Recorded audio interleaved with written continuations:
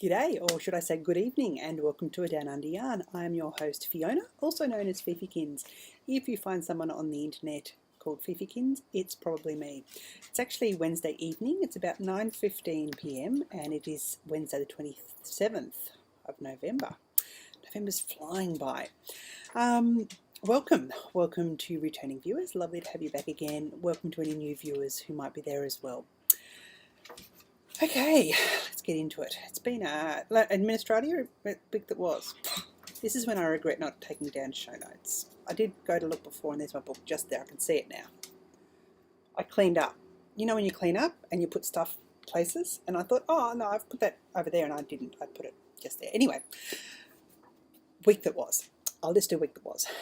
My mum's been up for a few days. She actually flies home tomorrow morning and then my brother comes up. Long story short, this is the kids' last week of school for the term, which is pretty exciting for them, not so much for me.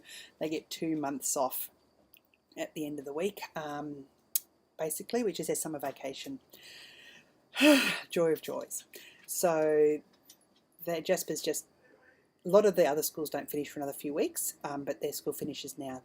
Some of the schools get different holidays. This is when they finish anyway. So Jasper's had his drum performances on Monday and Tuesday nights, which was really lovely, and Mum was able to come up for those. Tomorrow is his primary school celebration evening. He is off to high school next year. So the primary school has a big celebration evening where the kids dress up. They say dress up as if you're going out to dinner with your family, but no jeans, no trainers, no basketball shoes. Jasper has some very smart black pants, a purple shirt, purple bow tie, and a grey vest. So he's just so excited about it, really looking forward to it, which is pretty fantastic. So that's tomorrow evening. Mum couldn't stay. She's got a meeting apparently she had to get back for, so my brother's coming up for that. In amongst all this, Mimmel's been on nights, which if you've watched me before you know I don't like it when he's on nights. I know it's just part of his job. I just don't know how safe it is. And I mean, for instance, last night, usually we catch up for a coffee first thing in the morning. He doesn't have to go, he has a decaf or a cup of tea after he finishes his nights. This morning he texted me at 8:15 and he goes, honey, he said, I'm sorry, I'm going straight home. I'm just exhausted. I just can't function anymore. It was a manic night. And when I caught up with him this evening before he went in again, he said there were 9 patients. And you know, when you've got to take an hour and a half per patient and it's a 12-hour shift, he couldn't get through them all. And he says, and, you know, he feels bad about that. And there are some tricky patients in there too. So if you haven't caught up before, Mimmel is the man in my life and he works in psychiatry. So it's a very challenging and very interesting role. Anyway, enough about that. What else has happened this week? Not a lot, I don't think. The good thing about Mimmel being on nights this week is he has next week off. They cram 2 weeks work into 1 week, doing 7 12-hour shifts in a row. So he gets next week off to recover basically. But we might be able to have some time, go out for lunch and things like that. My brother's coming up tomorrow and going home Saturday. I haven't actually seen my brother for a few years, so it'd be nice to catch up. I keep being told, I've been told all week how much weight he's lost.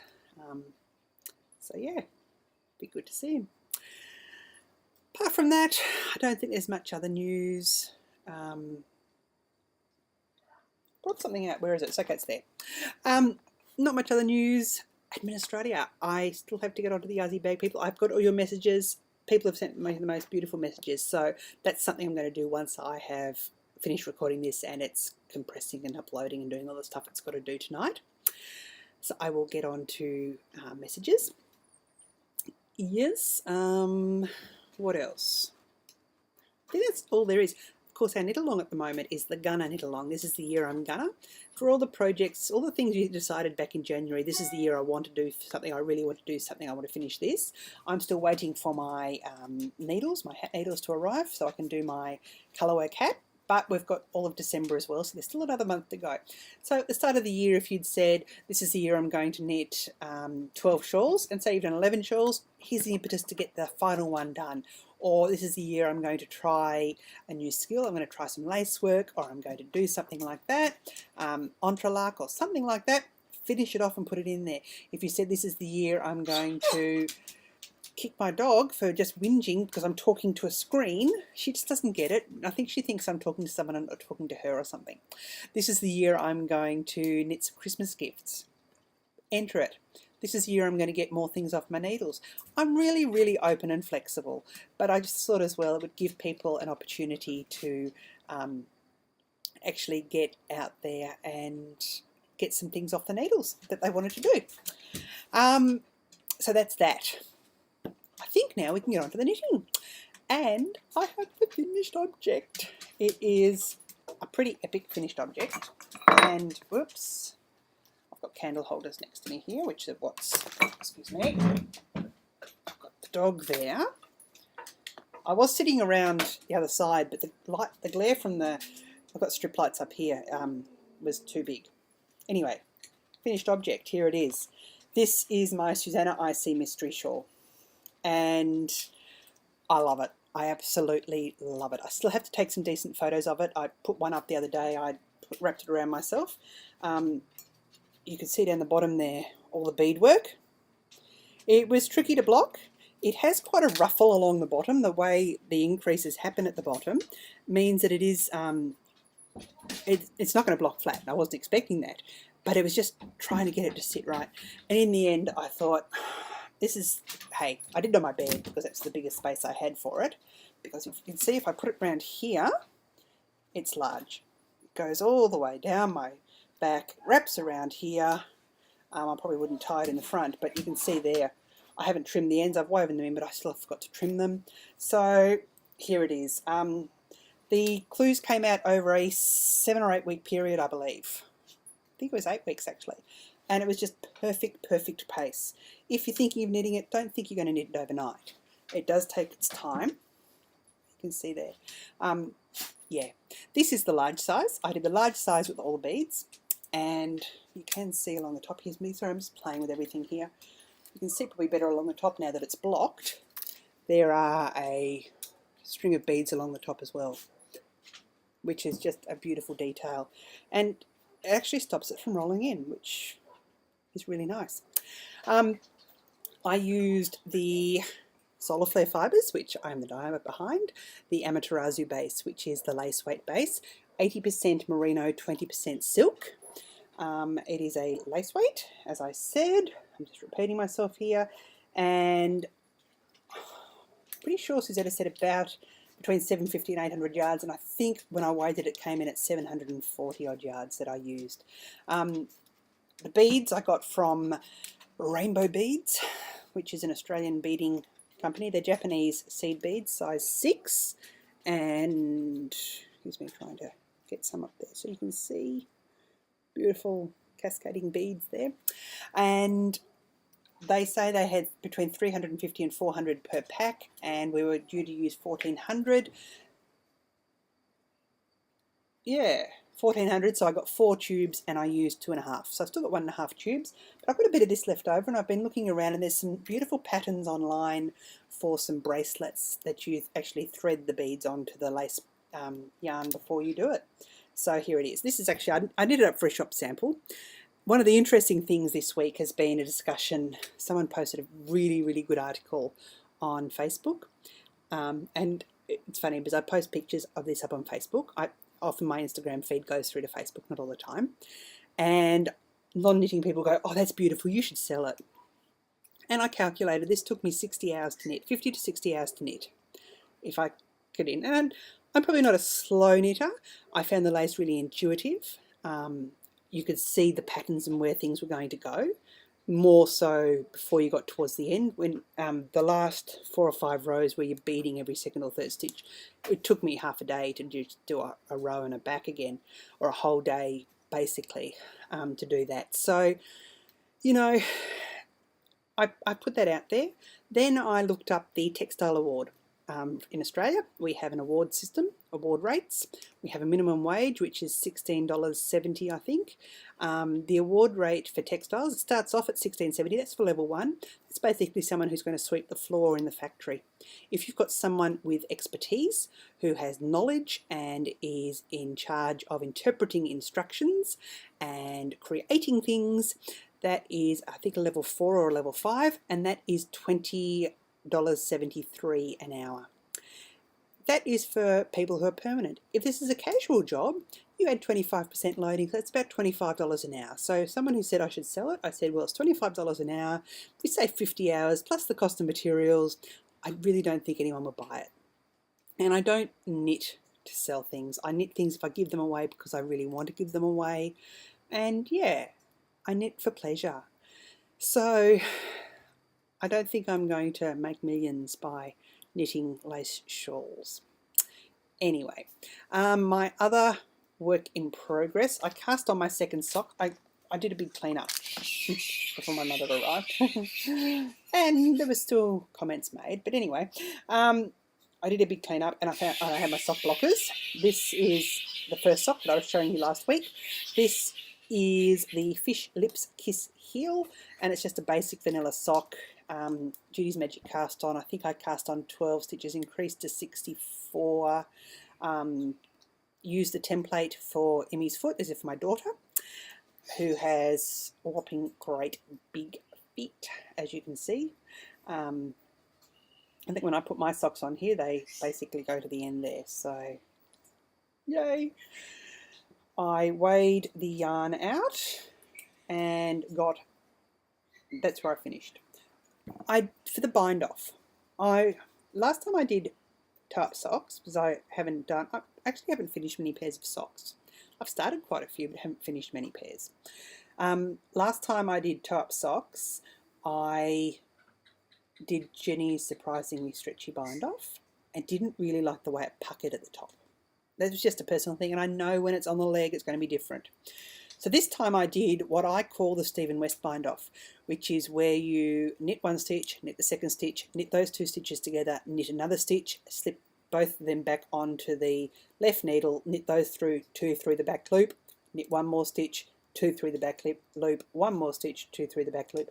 I did that all the way around and found that it stretches probably more than or just as much as what the fabric actually stretches out to. So I'm really quite pleased with that. I think that's probably what I'll end up doing now for my socks. But I miscalculated. I thought I'd left enough to do it with the green all around the top, and it's got a tiny bit of red. And in the end, I just thought, yeah, I think I've weighed these correctly, and I'm going to have exactly the right amount left to do the second sock. But I haven't woven in ends, just in case I haven't, and I have to rip back some of this. Anyway, so I did show you that sock last week, and I cast on the second sock this week. So here you go. But the funny thing about this is I cast the first sock on at Bendigo Sheep and Wool Festival, sitting at the meetup that we had there with the amazing Kiki of Yarn vs Zombies. And of course this is her yarn. This is her 80/20 merino nylon base, I think. Can't remember what it's called, I'm sorry. But it's all in my notes. And of course you can get show notes at fiffikins.com. Anyway, as I'm casting it on, I just grabbed the inside of the ball and started casting it on. I said, oh, so do your stripes, do you actually end in the perfect stripe? And she goes, no, not usually. And I'm thinking, And I said, well, if they don't match up the second sock, too bad. So I had finished this sock and noted that probably being the start of the toe wasn't the full repeat. And I thought, oh, look, so I'd used some of the red up here, used a really long tail to cast on, and I couldn't be bothered ripping it out. I was only casting on 12 stitches. And when I got to the green changeover, which is where I'm at, it's virtually exactly the same. I am just astounded. These are my magic socks. They really are so magic. It's the watermelon colourway that Kiki dyed up for me. Little birdie told me recently there may be some more going up in her shop next week or in the near future. As you can see, it's a beautifully wound ball. And of course I didn't do this. Kiki does all these balls. Anyway. Yeah. So that is that. And there's the other end of the tail, which is a bit of green. So I'm hoping that will be the bit that I've got left over. I did cut it pretty fine, I know that. But these have been going around with me in my bag. I cast them on waiting for Jasper's drama to start the other night. It's very difficult and it's hard to pull out knitting when my mother's around as well. She saw the circular needles and asked me if I'd taken up crochet. So my mum's not really a crafty person. Anyway, the other thing that I have been working on, and I've got a semi-hoe here. Where is it? Just here. Sorry, excuse me. Just leaning over here. Jasper's school finishes this week. Jasper's teacher this year has been absolutely brilliant. She's gone above and beyond. And she's been a teacher for 2 years, quite a young thing. And she's going back down south and is going to study law. And I find that really sad because she's such a good teacher, but I also understand it. I studied education and never ended up in the classroom, and it's a really tough gig, and especially for someone like her who is so good and so dedicated and gives everything 120%. It is really tough. So I wanted to do something for her to say thank you and to let her know how important she really has been, especially in Jasper's education this year. So I cast on the Vela mitts. Now these are by Isolde Teague, and I did have that up here, didn't I? Yep, Vela, V-E-Y-L-A. I think it's Vela. And that is basically the first mitt. I haven't finished the thumb. I thought I'd do both thumbs at the same time. They look so tiny. They really do, and I'm kind of going, but she definitely doesn't have as big a hands as me, and I can get this over my hand. And it does stretch it quite a bit. I will be blocking it to block out the lace, and I think I'll probably block out the top a bit as well. The yarn is some I've had in my stash for a while. It is Three Irish Girls. It is Westerly Sea Sock, which is 70% merino, 30% plant fibre. And it is so soft. It is just really, really beautiful. I'm also thinking it would be, it's sea cell, 30% sea cell, which is seaweed fibre. I'm thinking that it is also a bit cooler as well. She's only going down Brizzy Way, Gold Coast Way. So it's got a little lace detail in there, the lace down the bottom. And I have started the second one. I've done 3 repeats of these 6 and lost some stitches. Just a minute. Sorry, I'm just picking up these stitches before I show you. And I'll double check I haven't dropped a yarn over in there, but I don't think I have. This is the left-hand mitt. And as you can see, you knit the lace panel, which has a beautiful leaf detail on it, and then you pick it up with the slip stitches, and the slip stitches end up showing on the mitt. You can see that there. I did have a bit where I had the yarn in the wrong place, and then I realised once I'd done another couple of repeats, and I thought, I can't really notice it myself, and if it's noticed, hey, I'll pretend it's Amish. Nothing's perfect except for God, or something, I think is the Amish saying. So I've just got another 3 repeats to do of this. It won't take me very long. I did that mitt in half a day, apart from the lace. The lace probably took a few hours, and then half a day for the rest of the mitt. So I'll get these finished tomorrow, block them tomorrow night to give a tour on Friday. Nothing like cutting it fine. Imogen's having braces on her teeth tomorrow, so I will have some time to sit around and do that. Yeah, so these are a really, really, really lovely knit. I do have to find some buttons. I was looking at buttons last weekend when I was in Ken's craft store, which is our local craft place that has a lot of stuff for, I suppose, artists and painters, and also has buttons, quilting fabrics. Their yarn, they have a lot of baby yarn. Excuse me, I've got something. Excuse me. A lot of baby yarn, and if you're into the pale lemons and mints and blues and whites, yep, and they've also got a good selection of acrylic if you want that as well. But they do have a lot of buttons. I almost picked some up just on the off chance, and then I thought, no, I'll go back, even though they're only 10 cents a button. So I need 8 buttons. I'll take a photo of these because they will be gifted by the time I record next. And they do have that lovely picot bit on the bottom, which is just a knitted edge where you create that as you're doing it. So that is that. I think that's all the works in progress that I've worked on this week. Acquisitions. I was recording in the middle of recording last week and thought, I've had a couple of books turn up that I haven't actually shown you. So I thought I'd show them now. The first one, I have some yarns up on my D-Stash page and I sold some and they came to about the same price as this book's. Pardon me. So I thought, there you go. I'm de-stretching the yarn because I didn't need it. So I got Isolde Teague again, the Rhinebeck sweater book. I think when I first saw the pumpkin ale sweater, which, here's me, I haven't even, typical me, not even bookmarking anything. I don't actually plan on doing a full-blown, here it is. This is the pumpkin ale sweater. You've probably seen it around on Ravelry. Really, really beautiful, beautiful sweater.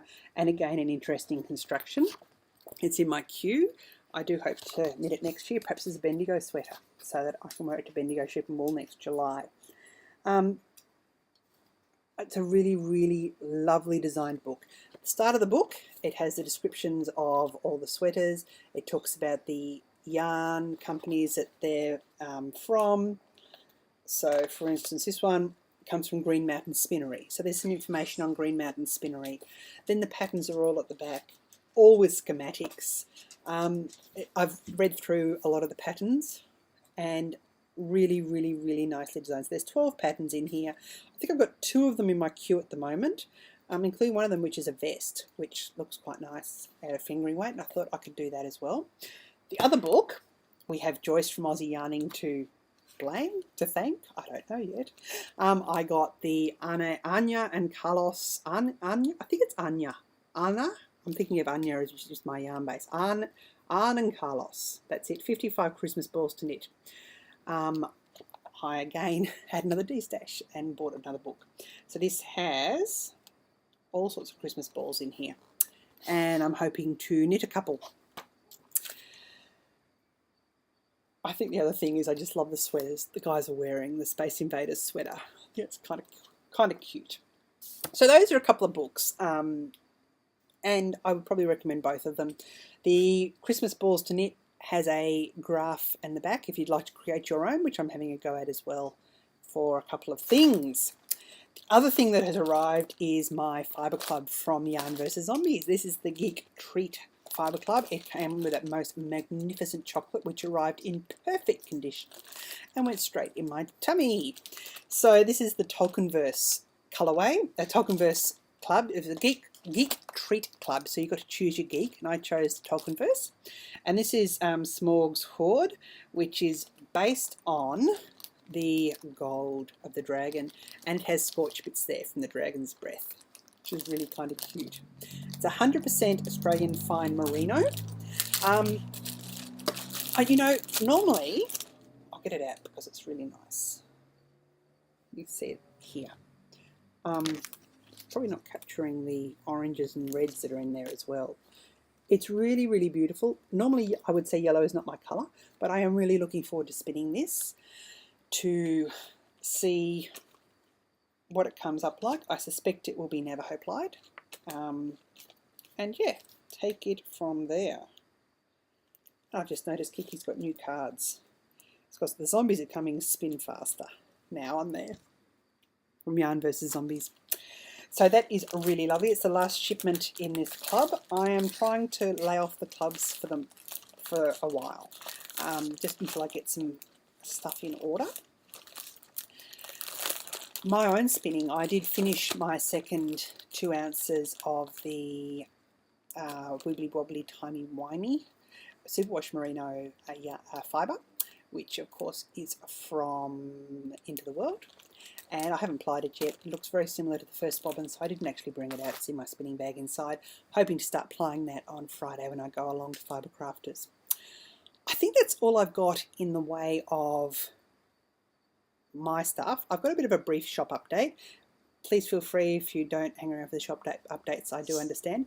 I hope you have enjoyed this evening. I have insects and frogs and some birds around. So you've probably heard some of that tonight. As you can see, the humidity's still there. My hair has just gone whoof. We've had a really few really hot days. So goodbye if you're leaving me now. If you're staying around for the shop update, which has news of Black Friday, etc., then we'll go into that. So firstly, I know it's Thanksgiving this week in America as well, and I just want to say thank you to everyone who has been supporting me in my business. I finally got all my bookwork up to date today, and it showed that the last 6 weeks or so have been quieter than previously, which is understandable, and I understand the whole thing about peaks and troughs and business cycles and all that. I was watching, who was I watching? No Makers. And I really loved the way Amanda talked about how she was doing her Black Friday. And she said, you know, I'm a small business. I can't afford to give massive discounts. And I thought, you know, I'm probably the same. I've given discounts in the past. There are some coupon codes out there at the moment for people who've been to various retreats, which has been lovely seeing a couple of those come through. And I'm more than willing to do that. However, I have a pretty fine line on my pricing. You'll probably notice that a lot of my pricing incorporates some of the postage, because I think if I had the real postage costs there, it would be, people would probably balk at it, and understandably. So I incorporate some of the postage costs and wear that myself.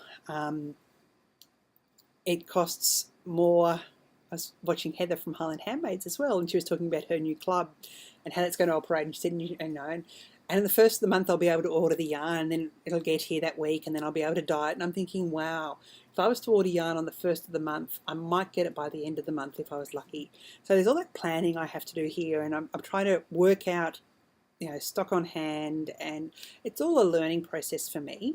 So I'm not offering a flat discount on Black Friday. However, for the whole of December, I am offering a special on gift cards. If you purchase a gift card, you'll get 15% extra. So say, for instance, you purchase a $25 gift card, you'll get an extra $3.75 on that. So it's $28.75. If you purchase a $100 gift card, you'll get $115. If you purchase a $60 gift card, you'll get a $69 gift card. I hope that makes sense. I was trying to work out a way of giving you guys an opportunity to thank you in some way, but also to try and help me grow my business as well. I have my business mentor as part of the scheme I'm in coming over tomorrow for the first time. I'm kind of dreading it, but I haven't been allowed to do any advertising up until now, so I'm hoping she gives me the okay to start doing some Ravelry ads.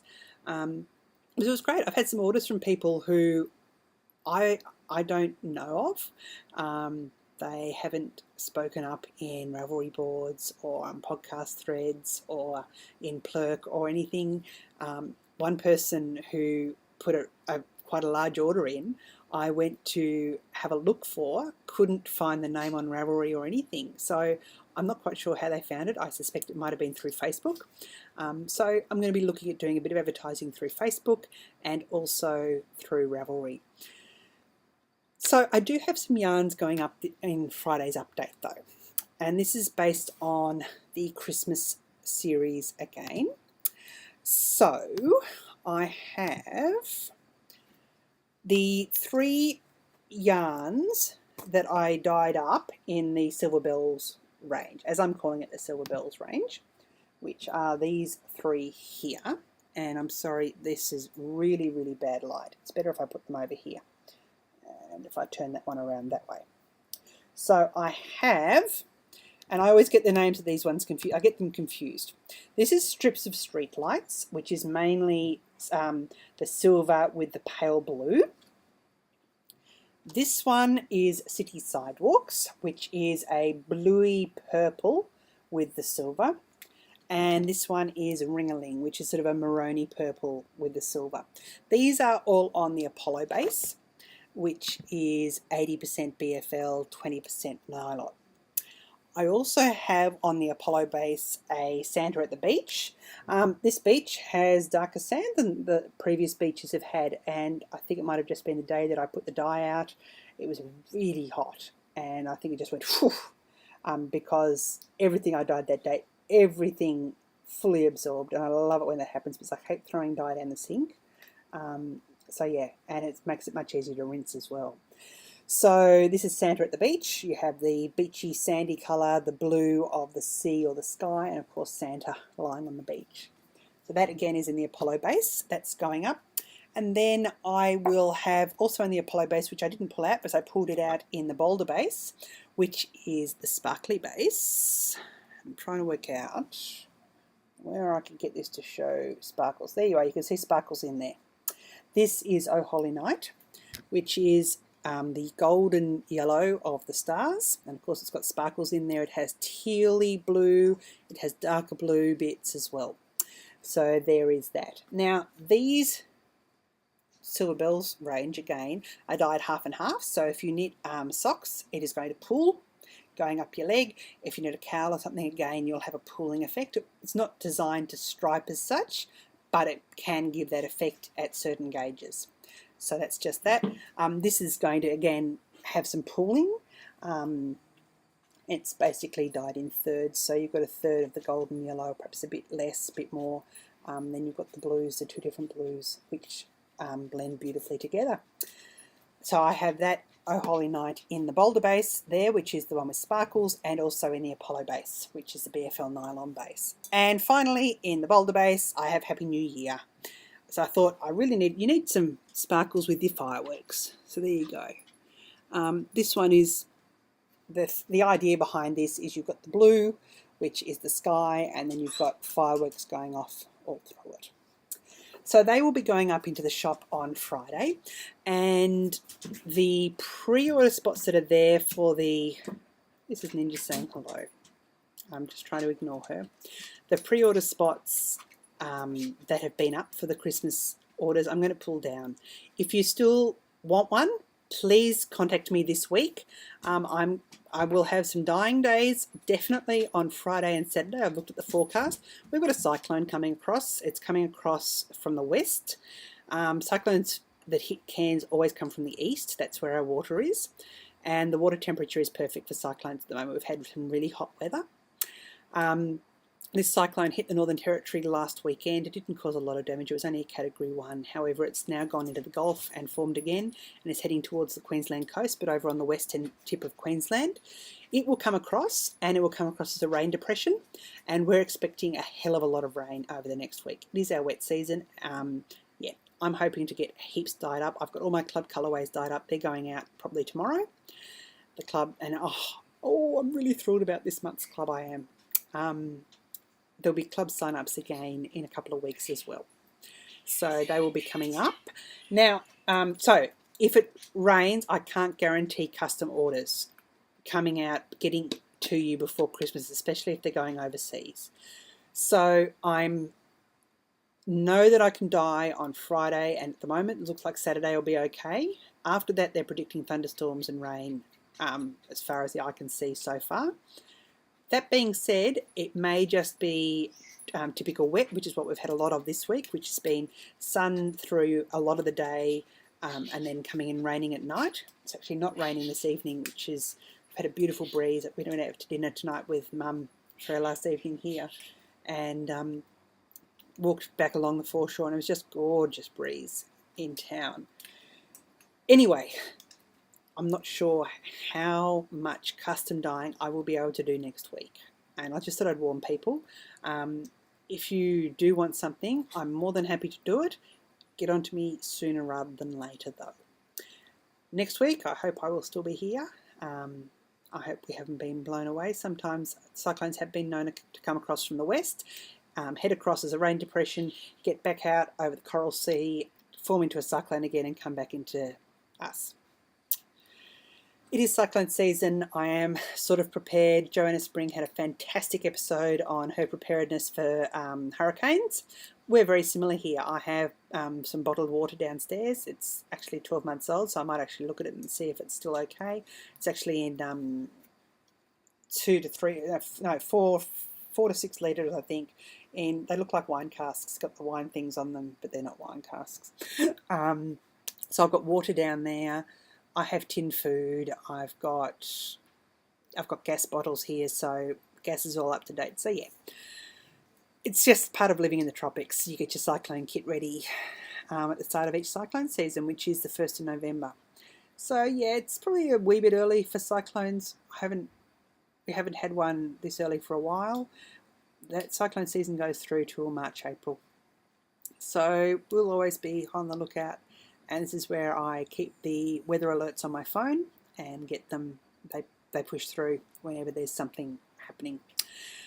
People tend to go a bit crazy, I must admit, and if they hear there's a cyclone over the area, even if it's 400 or 500 k's, 600 k's to the west of us, they're probably still going to go crazy in the shops tomorrow, because that's what people do.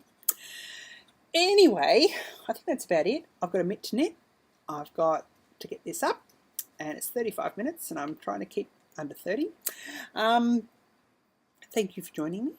I will see you next week. Uru. Cheers. Bye.